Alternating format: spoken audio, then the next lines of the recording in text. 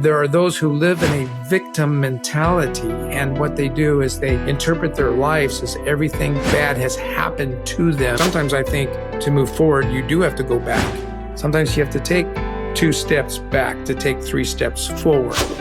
Relationships might be the best gift that we have in life, but also might be the source of our greatest pain. Hey, welcome to the Today Counts show. Winston Harris here. And today we're talking about growth, learning, specifically how to learn from your past.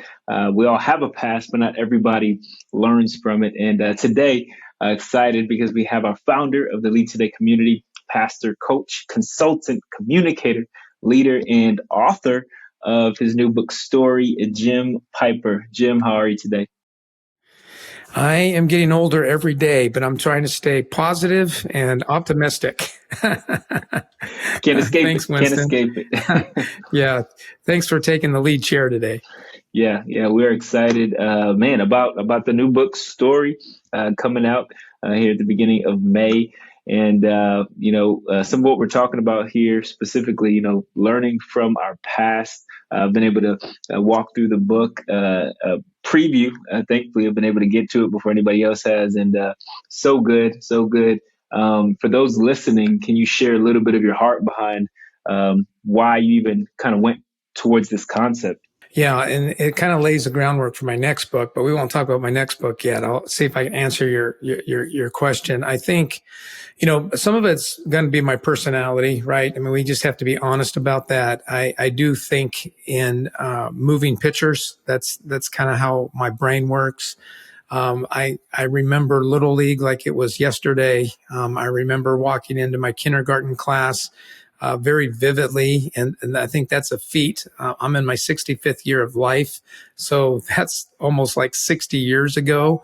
And I can remember seeing all the alphabets on the top of the wall surrounding the classroom. And when I work with leaders, and just people in general, it seems like sometimes we live in the present, and we talk about that as being an important thing to do, to be present. But there seems to be a lack of appreciation of our story. And so there's a theological concept that, I have woven into this idea of story. One is that God is the author of life. If there is a God, then it's a fair thing to say that he is the author of life, because he gave us life. He gave us the environment in which we live and breathe and move and create and struggle and all of those things. But he seems to be gracious enough to where we are being fit into his story. And the idea is simply this. It seems to me that God partners with his creation. And so we have an opportunity to co-author with him, if you will, our story. So in order to do that, we kind of have to go back and appreciate our lives and think about them, the good, the bad, and the ugly. And the book Story is broken up into 3 sections: the stories of our childhood, the stories of significant relationships, and the story of our lives in leadership. So you mentioned this partnership with God in writing the story of our life. So many of us probably, whether intentionally or unintentionally, think we're writing our own story. Culture even kind of implies that, take ownership, find your own truth. People trying to find themselves in this culture. How do you think the concepts in this book help those who are searching for identity, who are trying to find themselves, quote unquote, but maybe haven't, taken the time to look back and appreciate the story that's already been written? Yeah, I just don't think we're very good interpreters of our story. And so that's the problem, right? I think when we listen to positive thinkers and when we think of modern day psychology, and, there is an integration, for those who know it or don't know it, there's been a war going on for a long time in the human race between separating psychology from theology. And then there's been a movement about integrating psychology and theology. And I'm studying that myself. I'm not sure what to make of it. Sometimes I think we're just trying to look for ways to express how we understand humanity. And so I'm not a proponent or I'm not against it. Obviously, psychology is understanding human behavior. So that's a thing. But in what context, right? And I think this is what you're getting at. In what context? So I think that one of the things that I see is that there's a lot of warped ideas about the opportunities that we have in life. For example, many see themselves as victims. And I'm sad about that because concretely, if somebody carjacks me, I am a victim. Okay. I get that. I get that.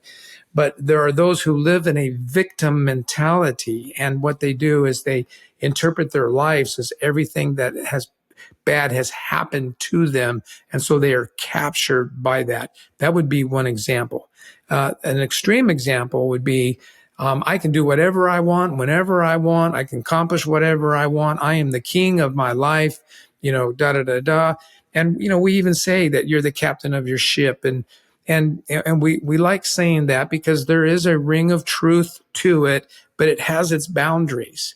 And so I think that, again, I think what I try to do when I work with leaders, it is a little bit of teaching theology in the context of understanding human behavior. Winston, to your point, I just think we all struggle with interpreting our stories. So let's go back to what I said about the present. The problem with the present is the present has a lot of troubles, right? We have a lot of troubles. If you are a father and you haven't disassociated yourself with being a father, there's plenty of things that you're worrying about today. There are plenty of things that can get your mind and your emotions captured and can cause us to feel fear, anger, anxiety. We can go on and on about those things. If you're a grandfather like I am, you have the parenting part, but now you've taken on a whole nother level of worry and concern. Or if you have a job and you're having a hard time with a customer or with your boss or with your colleagues, you're having financial problems, you're having health problems, you're having relational problems, you have enemies, and you have all of these things that are just crowding out your today. And so it's not like the book is about, hey, let's all stop life and look back. No, I would say let's make sure that we've taken an inventory of our story to date and how can we partner with God and others in interpreting that story to understand what we can learn from it and how it can make us better people and better leaders. That's really good. And to your point, what do you think is the danger in not taking inventory? Like, what's the value in, engaging with the content, engaging with the book, walking through this idea that we need to take inventory of our story thus far? Because I would imagine there are people listening to us right now that feel stuck, but maybe don't know where to even start. What would the value in this idea even present to a person who feels stuck? Man, that is just such a good question. My mind answered you 14 times before you finished it. So now I have to try to remember. I'm gonna hang on to the word stuck because I think that's a good word. I thought about the other one is that I'm thinking of stuck and I'm thinking of that phrase that we hear today. It is what it is. It isn't. That's a false statement. It is what it is when it's left alone because it's a way of separating yourself, pushing that reality away, keeping it at arm's distance. But stuck is an interesting word because stuck and it is what it is to me are related, right? So I kind of went to that place. When we live in the world of it is what it is as an attempt to not let it get to us, whatever it is, when we're stuck, then what we do is we medicate, because we have to deal with, we're dynamic beings, so we have to deal with our realities, whether it's as simple as a flat tire on the road when we're going somewhere. That becomes a reality that has to be dealt with. You can't just say it is what it is and sit in your car. You have to do something with it. You have to do something with it. So when you're stuck, and you're not moving forward, whatever that means. And sometimes I think to move forward, you do have to go back. Sometimes you have to take 2 steps back to take 3 steps forward. And I think that's another, thing that I've learned about. I think the other thing, though, that I would say about when you're stuck is that you get stuck because you haven't developed the ability to interpret things from, God's perspective. And I could look at all kinds of, biblical examples, but I could also look at today examples. There are people who get stuck. And so I would just say, what are you doing about getting unstuck? Now, if you're waiting for the unstuck bus to come by and pick you up, you could probably be waiting there for a long time, maybe forever. And so that's kind of what I mean, Winston, about a partnership with God. There is a dynamic where we need to be involved in getting unstuck, but it does certainly include faith. I just don't know how people move forward with faith. All right, let me give you an example of what I mean about, because this whole victim stuck thing is all related. When something bad happens to you and it paralyzes you, you can stay there, but it's not like staying still. It's more like a hamster wheel. You're moving, and to keep moving, you're medicating. You're doing something different. You're becoming angrier. You have leveled off as a person. You've come up with all kinds of excuses. And in fact, psychology, this is where psychology sometimes hurts us. Psychology gives us labels for all these different stuck categories. And then we go, oh, that's a label. I needed that label so I could understand myself, but it doesn't do anything about moving forward. Let me be more specific. When you listen to psychologists who talk about the mourning process, they're talking about a healing process. And though they do have names for places along the road in mourning, notice that they're progressive. They're moving you out from one place into a new place.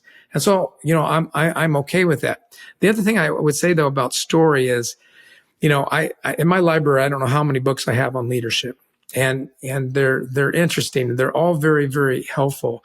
And this book is not like that. This book isn't, here are the 5 things you need to do as a leader. No, they're much more organic. They're much more story driven, meaning that you can't break leadership down into 5 steps. Just like you can't bring life down into 5 steps. What are the things that you are learning? It's what makes you unique. It's what makes life worth living. It's what separates you from the other X million leaders. And your story is unique. Those are a lot of words.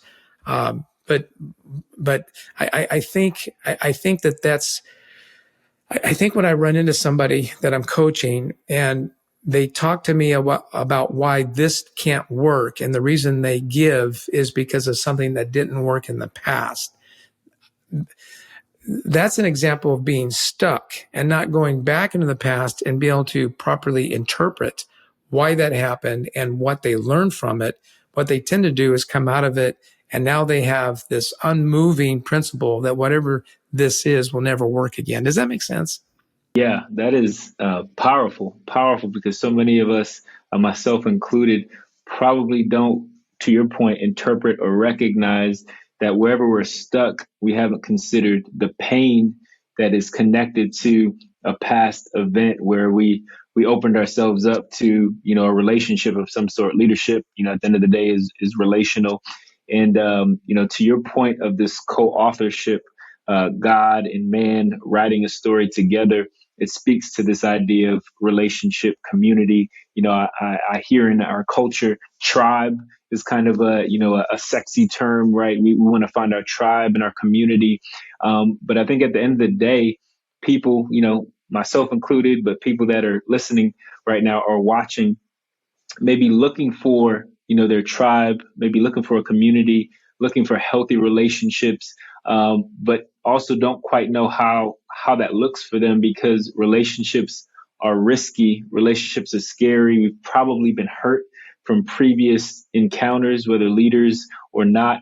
Can you speak to that idea of the value in relationships, the value in thinking my story is not just affecting me, but it's affecting others, and other people's stories are affecting me? Like why do we need to see the idea of our stories is not just our stories? When we go back and we have events, particularly, I mean, what events don't impact our relationships with one another in some way, shape, or form, right? I mean, they do.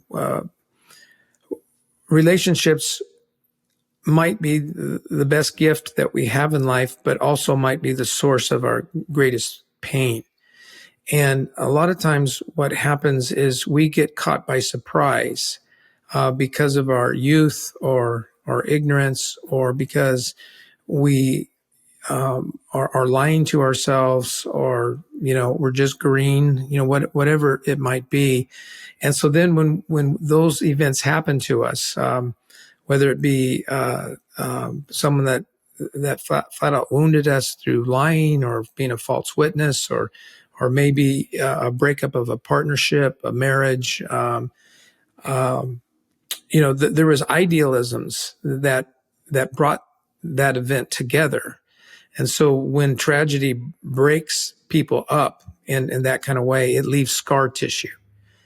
And, if you don't have any scar tissue, that's great. That means that you haven't had any surgeries.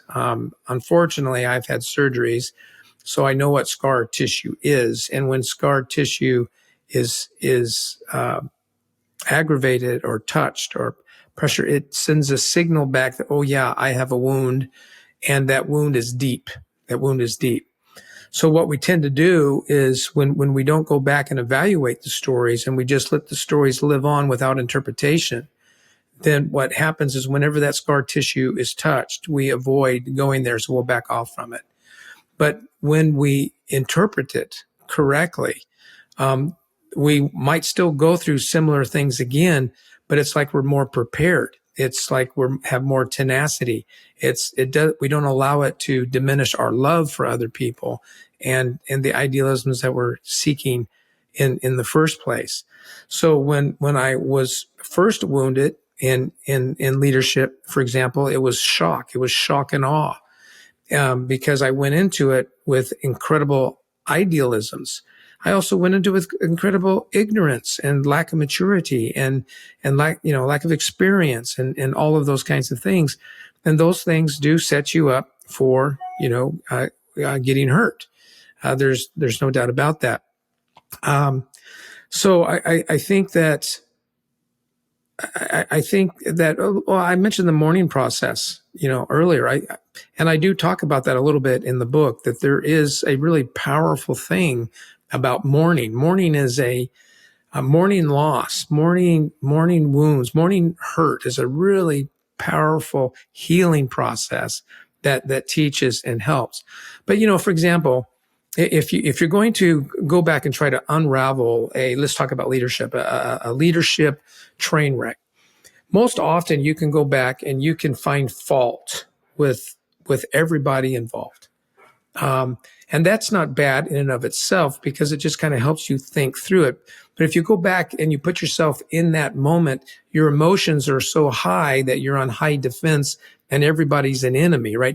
Either they're an enemy or they're a romantic partner, and everything's exaggerated. But then when you look back at it objectively, you go, I could have done this better, and I could have done that better. Now, it probably didn't deserve this response and that response. And now that I look at it, we're all pretty messed up. And whereas before you didn't really think that we were all messed up, somehow you kind of believed consciously or subconsciously that you were better than everybody else. And then you find out, oh, you're not. And then that kind of sobriety you bring into your future, which makes you a better spouse, a better parent, a better person, a better leader. Yeah, and I think the value in this, even as I was reading it, and you just mentioned it, previously, that it's not a how-to manual for leadership or for trying to help somebody move forward and grow, more than it's a conversation, more than it's written, like a large story. Like I can, because I've had this experience with you, as I'm reading it, it feels like we've sat down for coffee. It feels like you're across the table and you are coaching me, you are mentoring me. Can you speak to that idea of those who might be reading this book and, this is going to be the only coach they have. This is going to be the only mentor they have. Like the value in having somebody objectively helping them walk through a situation, because within themselves, they're going to keep making that same mistake without any kind of intervention. One of my special guests last week, Dr. Joe, he talked about the wounds of his childhood, and without examination, he became an overachiever to compensate for all the wounds of his childhood. That really struck me. And you were here over at my house not too long ago, a couple weeks maybe, and we were in the back patio with I'm not sure what the number was, 12, 13 men, something like that. And I don't know if I've told you this since then. I know that you've heard some good feedback on it, but when everybody left, my heart was moved. My heart was moved as I watched each, because it's been a while since I have been in that kind of environment. And I kind of was sad that it ended, because you're right. I wrote the book as if we were sitting out in that back patio, just speaking. Yeah. How many sermons and speeches have I given over my life? I do not know. But that environment that we were at, that we shared together, that environment to me is a transformational environment. It's an environment that I feel comfortable in. I don't feel like I have to perform. And that's what I was trying to convey, to these men as we talked about person, people, place, and, the importance of not making our place, our work, our identity, because in doing that, it'll affect our relationships and our in person in ways that we can't, even fathom. So I don't know that I wrote the book on purpose in that way. I think it's who I am, and I can write a pragmatic blog or book, and I think there's a place for that. But frankly, there are so many who have done such a good job at it that I don't really know what I can add, to all of that. So, just like, for example, before you and I got on this podcast, I was on a coaching interview with a young man that I have come to have affection for, in the sense of being a guy who's kind of going through something right now. And he enjoys the stories, right? He enjoys the stories because I am able to identify with what he's going through, and I'm helping him interpret sooner than 5 years from now or 10 years from now. So I guess, like one of the things that I shared with him today is I said, don't be too quick to interpret this story in a bad light. This might be a lot better than you think, you think it is. I don't really know what to say, but I don't think I did it on purpose. I think in terms of moving pictures and stories. I watch people. I don't study them in a negative light. I just watch people and notice, because I do have a deep faith that is crazy enough to believe that God did designed every single human being uniquely. I'm a weirdo that way. I just see God as completely creative. So, leadership to me is a pretty wide open topic. I can't help but think of maybe the lost art of storytelling, and I think that's maybe implied, as you're reading this book and as we're talking about this. What are your thoughts on just the ability to tell a story in the story that we tell ourselves? Yeah.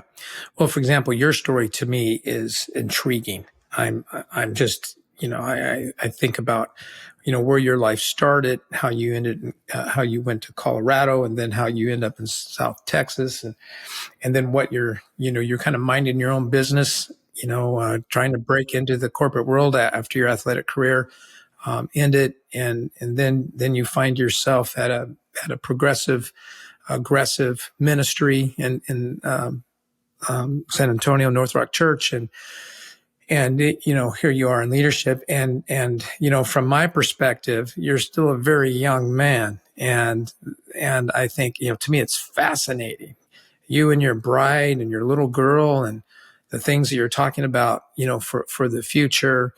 I mean, I've watched you play basketball. I've watched you teach. I've watched you wrestle with what leadership looks like in this context, in that context. And sometimes I give you, direct feedback. And other times you probably walk out of my office saying, I'm not really sure what he said.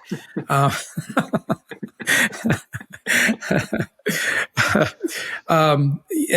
that's because, I don't see it as a manufacturing line where you need to take that nut and put it on that bolt.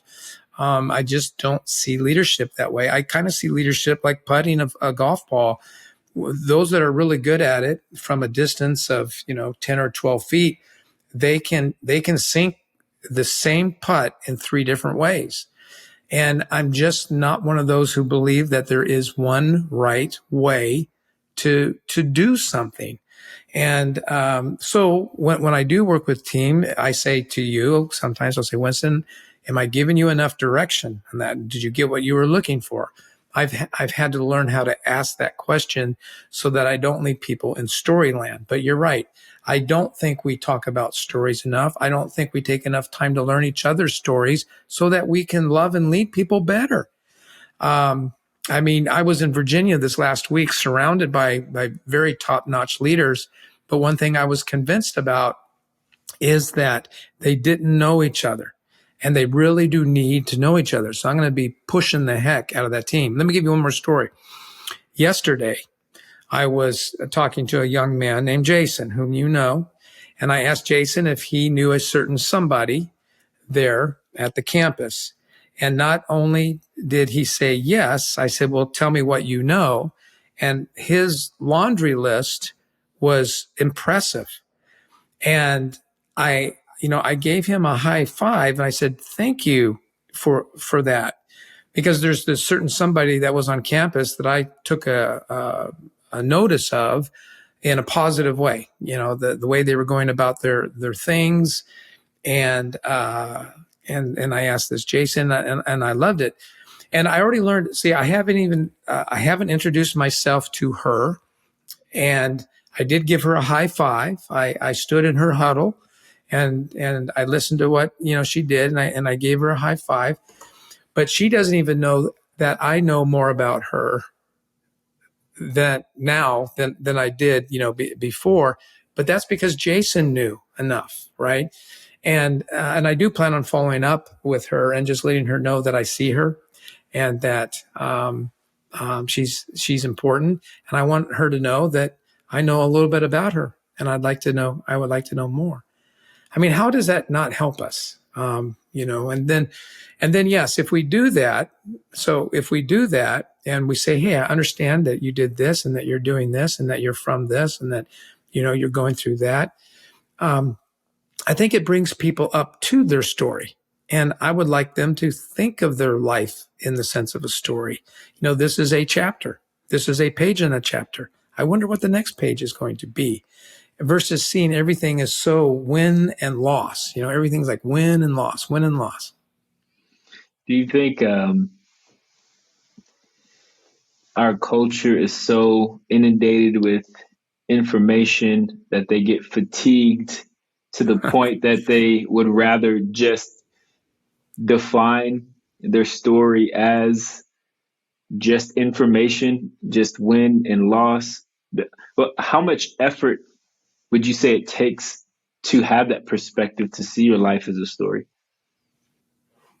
Well, some people might interpret me as somebody who is a feeler, somebody who, but I'm not. I'm a thinker. And I think that I'm a thinker over a feeler, I should say. I mean, obviously I have feelings, but I'm logical, over being, moved emotionally. Yet the older I get, the more I find that I am moved, emotionally. So maybe the answer to your question is that, our culture does move so fast that maybe we just don't appreciate, uh, that we are writing a wonderful story. And today, the name of our podcast is Today Counts. Today, I can write a paragraph of my story that could be pretty darn, significant. Our culture is about scorecards. It is about, getting stuff done. It is about performance. And both you and I know that there is a big difference. There's such a massive gap between being a contributor and being a leader. And I mean, that gap is so wide that many aren't able to cross it. And the funny thing is, if we define leadership, in such a way that takes on the responsibilities of supervising and guiding and caring for, in that definition, I'm not sure that we're all called to that. For one, we're certainly not all called to be the CEO. Another one of the things that I talked about today in another conversation with somebody is that, you might have a dream for your life, right? So, you say my dream is to do this. And then, but what we don't do is we don't take enough time to review our story and to think about ourselves in a much deeper way, to be able to ask the question, am I willing to do what needs to be done to accomplish that thing? In other words, that thing seems like a really cool idea. I think I can see myself there doing that. But when we don't review our stories, when we don't understand ourselves enough, if we do get there, we may be disappointed when we're there. We may be disappointed in what we have lost in order to get there, what we have given up. And sometimes lost is a better word, because we did not consciously give it up. It happened to us on the way. We had to sacrifice something to get to that thing. And when we get to that thing, we might go, gosh, this is not what I thought it would be. So that's another reason why it is so important to stay in touch with our story. And then the best way to really understand our story is to just look at what we do, on an everyday basis. What do we like doing? What are we mad at ourselves about doing or not doing?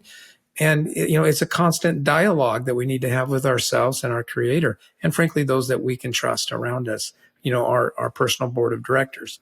We need to graduate from having a personal board of directors, it's me, myself, and I, to naming some other people outside of us who can also speak into our lives in a way that is helpful. As you talk about taking inventory, looking back, maybe at the story that's been written thus far, what are your thoughts on the power of not just stopping at, maybe the first iteration of the story, specifically talking about family dynamics, the story of your father, the story of your grandfather, because it's generational. We didn't just, our life didn't just get inserted in a silo, right? Like we've stepped into an ongoing story already. How does somebody listening to this factor in the story that, has been written maybe in their family or, in the community that they are currently in? If we pay attention and decide to believe that God is actively, involved in our lives, that He's always working, if we can get to that place, and then we pick up hints that God gives us. One of mine was, way back in the day, I was taking a class It was about counseling. It was to give me enough training so that if part of my job involved counseling other people with their needs, I would have at least some kind of equipping to do. It wasn't an advanced course in any way, but it was a helpful course. And in that course, we were exposed to a thing called a genogram.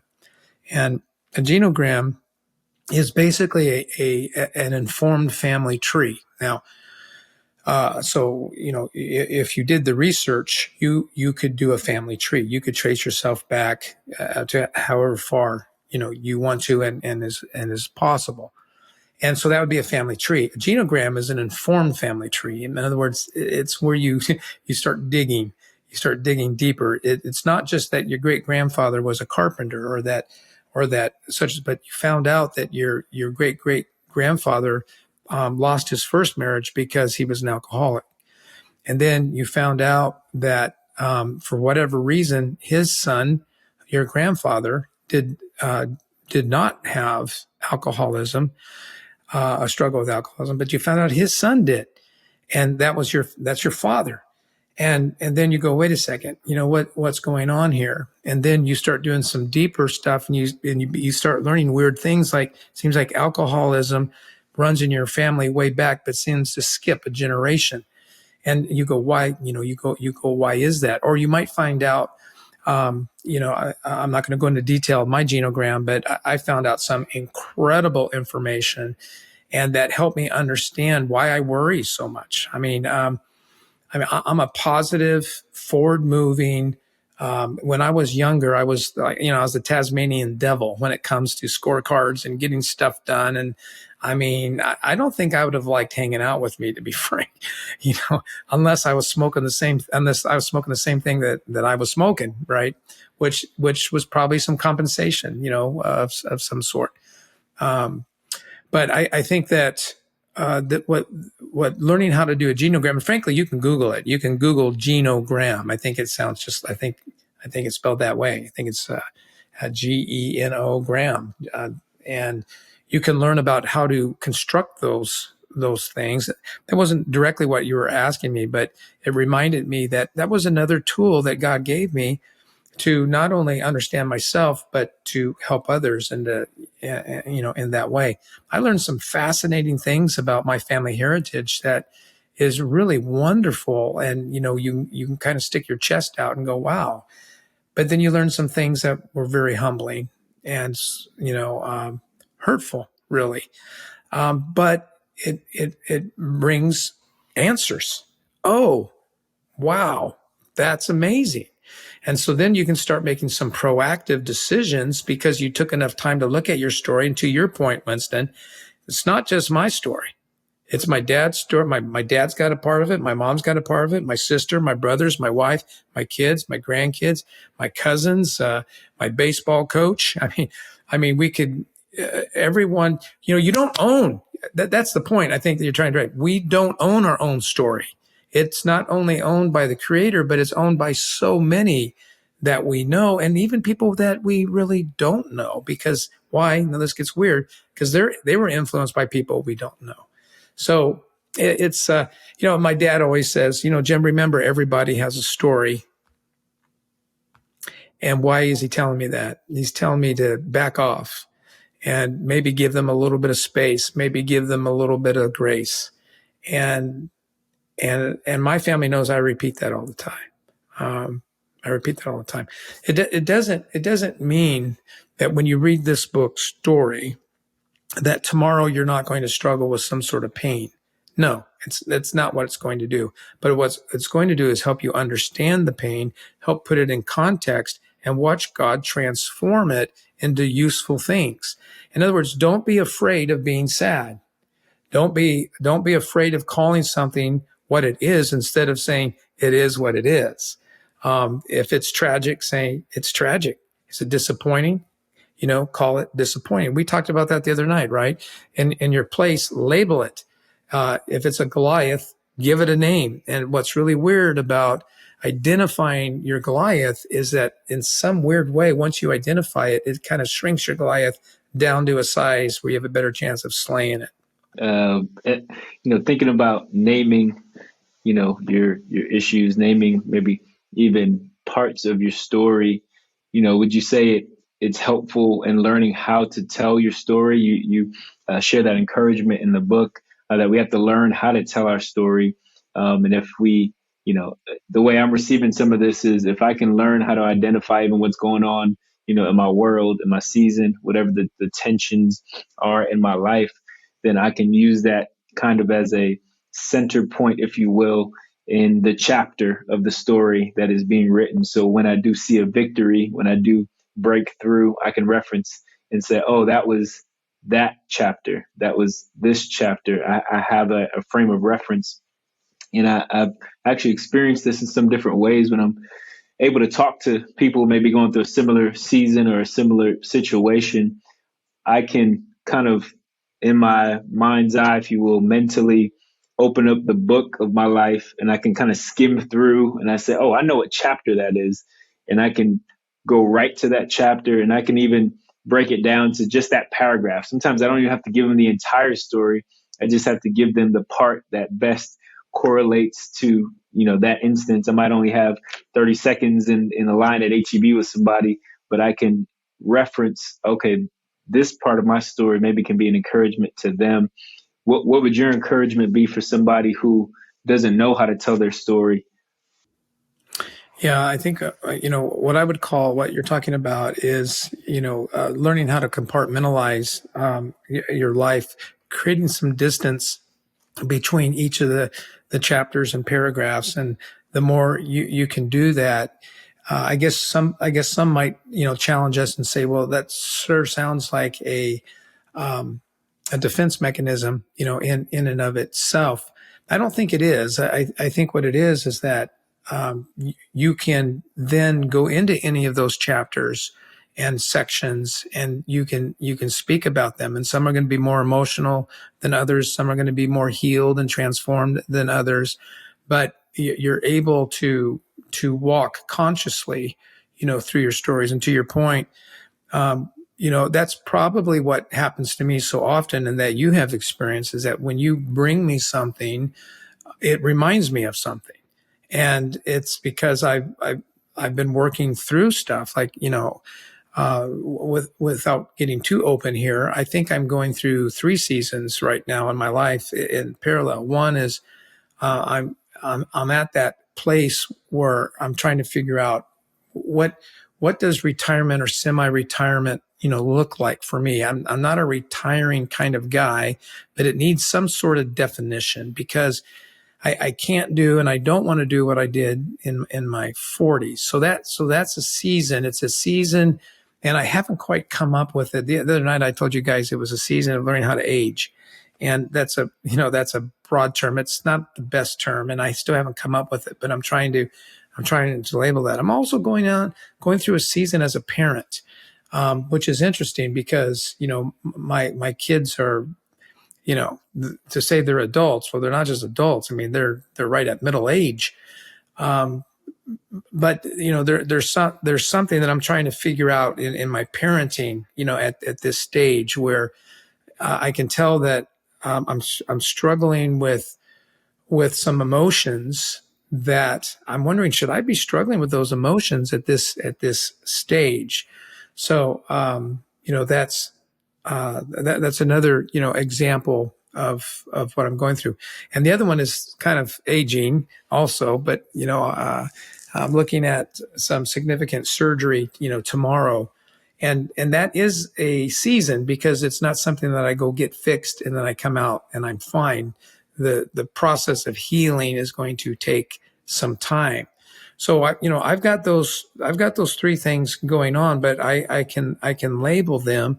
And to your point, that I don't know which one or if any of them yet will be a chapter, but there's certainly paragraphs or subsections within a chapter. But if you wanted to, say, change channels on me and say, hey, let's go to junior high, boom, I'm there. And exactly to your point, I can tell you the significant moments, and I don't have to go, gee, let me think about that. I've never really thought about junior high.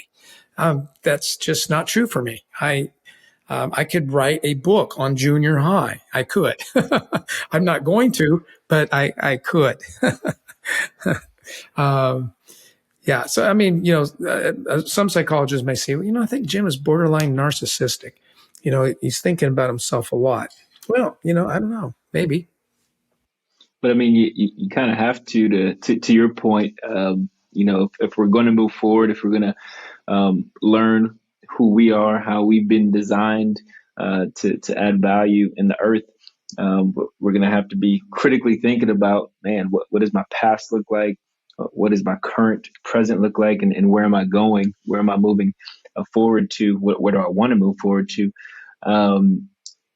Throughout the book, obviously you share literal stories with lessons attached to them, and obviously the implication is we all have a story, even in real time, where stories are just popping up. The other day, I'm in my daughter's room and I'm super frustrated. She has toys everywhere. Just she's 2.5, going on 3, and she's just in this phase where she just wants to make a mess. And that was the end of the day. It was bedtime. Tensions are high. I'm in real time telling her to pick up her toys as I'm stepping over a playhouse, and my toe gets caught in the playhouse, and I end up kind of rolling my ankle, and I actually roll into her kind of half bed, half crib, half bed situation. I fall down. I'm holding my foot. I'm frustrated, and I look up, and she's just in shock. She's just staring at me, and she says, "Dada hurt himself?" And I'm just like, I'm feeling all these emotions. I'm frustrated. I'm embarrassed. I'm feeling shame and guilt and all this. And that in and of itself is a story. And, that I think about, some of the stuff you share, that in and of itself being, a story. And there's so many other lessons that could be pulled out of that. What are some of your favorite stories that you share in the book? Oh, man. What's funny is they're not probably what you think they are. They're probably the most painful ones. There's a chapter called "Well, That's That," and it's a story about me as I think I was in like the 5th grade, something like that. And we were back in Tennessee on vacation, and we went to go pay a visit to my grandfather, who I had never met, at least to the best of my knowledge, I had never met. And he walked out on my mom was still my mom was just born in the hospital. So she was in the hospital with her mother, obviously, my grandmother, and then her 3 sisters. I don't know where they were. I assume they were at home or at the hospital. I don't know where they were, but that's when he left. He left his wife and 4 girls, just left, ran off with another woman. And my mom wanted to go see him. And there's a story in there about that. And other people are saying, oh, it's probably going to be a happy ending. No, it's not. It's not a happy ending. But it's probably one of my favorite stories because it reminds me of emotions and things that matter to me. Like, I think I make a comment is that as we were driving there, we were the typical family of 6, the 4 kids poking each other, fighting for space, heading down there without air conditioning, all that stuff. And on the way home or to grandma's house, the car was quiet and we were all mourning. We were sad. We didn't even understand what we just experienced, except mom was sad. And, that brings emotion to me. So when I'm coaching somebody in business or when I'm teaching from the pulpit, I know that others have experienced similar things. And so it shapes what I say and how I say it. And I think that's what adds value to our life. So that would certainly be one. I've got a lot of little short stories, in there too, that always make me, laugh, and the one that, I tell all the time that everyone's probably getting sick of hearing. But you know, when my 3-year-old grandson comes up to me when he was living in Germany and I was visiting him there, and he walks up to me randomly and says, "Papa," and he would always repeat himself, "Papa, Papa," and I'd say, "Yeah, Jimmy boy," and he said, "Sugar is bad for us," and I just looked down at him, and he's staring straight up at me, and I looked down and said, "Yeah, Jimmy boy, sugar is bad for us." Then he kind of looked at me, and I remember this, like it was yesterday, and kind of dropped his head level. And as he's turning around and walking away, he says, "I love sugar." and the reason that story's in there is, we all know better what we should do and what we shouldn't do. Isn't it interesting how we still often choose what we shouldn't do? And that's just part of being who we are. It's just that. And some things are more severe than others, of course. But yeah, there's humor. There's humor in the book. And I'll give you one more. I think my relationship with Steve Pillar, Steve has passed now. I looked him up. A lot of the people in my book are still alive and well, and I asked permission from each of them, if I could share, these stories. But obviously, I couldn't ask Steve. He is gone. But Steve was the hardest man I've ever worked for in my life, and but I grew up working for him, and that story ended up good. Not bad. I mean, that's, if you've ever had problems with your boss. Yeah, I don't hide much in that story. So that's another great story, that is in there. And there's, hundreds of stories that I've left out, and I've also told other people's stories in there, I'll never forget how Rod Hendry fought back from being on the deathbed, and, Erin Porteous we pretty much in the book with her story. And, there's a lot of good things. I'll tell you this, there was a person who inspired me to write this book in this way. You asked me earlier, what my approach was, and I didn't answer that very well. I said, I don't know that I really had a specific, all right, this is the style in which I'm going to write. Well, that isn't exactly true, because I interviewed on our podcast Sherry Cole, who is Hall of Fame women's basketball coach for the University of Oklahoma. And the reason why I invited her on her show is I read her book, and her book, much better than mine, much better writer than I am. I'm still learning how to get better at it. And I'm excited about that. I'm excited about learning how to be a better writer. But Sherry is a really good writer, and her, I thought for sure when I bought her book, it was going to be one of those, all right, here's what you got to do, and it wasn't. It was a book of stories, and they drew me in. And I said, you know what? If Sherry likes this and I like this, and there's probably more people who like this. So, and I quote Sherry multiple times in the book. Where can people find this book? Well, you and I are recording the day 2 days before it's supposed to be out on Amazon. So our publisher will also be trying to sell them to bookstores, around the country. I'm not really sure who goes into bookstores anymore, but I go in there to get ideas. I literally walk through bookstores and take pictures of books. I don't know if that's legal or you're supposed to do that, but I do that when I'm getting ready to teach. I do that when I've got an extra 15 minutes for some reason in front of a bookstore. Maybe Rhonda's at the grocery store or something. Or when I'm trying to come up with titles for talks or whatever, I go in there. But you know what? I mean, I think 99.9% of us buy books on Amazon, so it'll be on Amazon. And the title of the book is Story.